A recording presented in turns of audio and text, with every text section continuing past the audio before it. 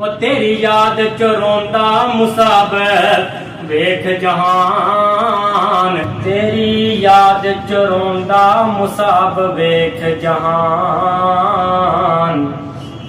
दुनिया छड़ के तुर गया मुस्तकबिल दा शेर जवान।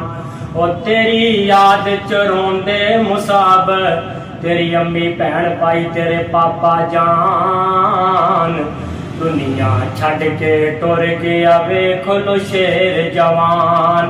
ते हौसला हिम्मत जज़दानी साहब तुहाडे अंदर वेख्या ए। हौसला हिम्मत हाफिज अब्दुल रऊफ जज़दानी साहब तुहाडे अंदर वेख्या ए। इत्थे मैं मोहम्मद जज़दानी साहब रोक के गल करना चाहांगा। तुसीं मीडिया ते एक वीडियो वेखी है, हाफिज साहब ने शहादत वाली उंगली चुक के उम्मत नूं पैगाम दिता है कि मैं अपने अल्लाह की रजा ते राजी हां। और नबी इस्लाम ने फरमाया मेरी सरकार बोले, मेरी सरकार ने ला मुबारक खोले, मैं सदके जावां मेरे पैगंबर ने मोती रोले। फरमाया जिहड़ा अपने बेटे की वफात तो बाद अल्लाह की रजा ते राजी हो गया, अल्लाह ताला बैतुल हम्द के नाम तो जन्नत विच महाल बना देंदे ने। और बकौले सैयद सुल्तान चालकवी हाफिज़हुल्लाह ताला जज़दानी होता ही वो है जिसे बेटे की कुर्बानी देनी पड़े कि हिम्मत हौसला जज़दानी साहब तुहाडे अंदर वेख्या ए। हिम्मत हौसला जज़दानी साहब तुहाडे अंदर वेख्या ए। जज़दानी यारो जग तो वखरा है इंसान। दुनिया छड़ के तुर गया मुस्तकबिल दा शेर जवान। वो तेरी याद च रोंदा मुसाब वेख जहान। दुनिया छड़ के तुर गया मुस्तकबिल दा शेर जवान। मेरे वीर नू रब ने इज्जत अताई सी।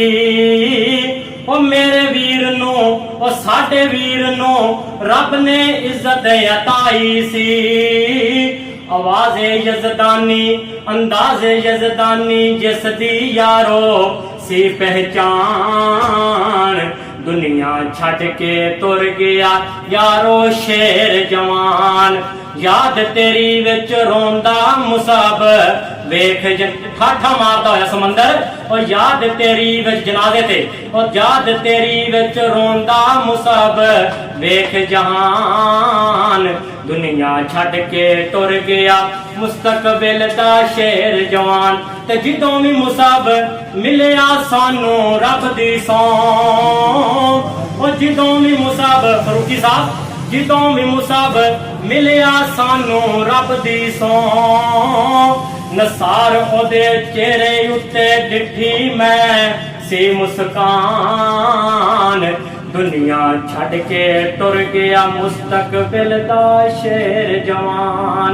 और याद तेरी विच रोंदा मुसाब वेख जहान।